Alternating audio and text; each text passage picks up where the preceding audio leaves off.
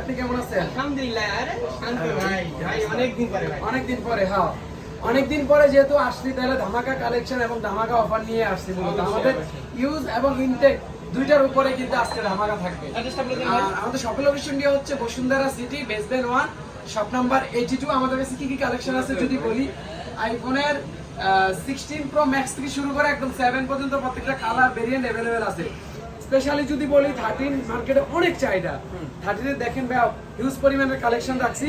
Battery health থাকবে 85 থেকে 90 two 100 এর মধ্যেও আছে, জিরো টাইম চার্জের ফোনও আছে।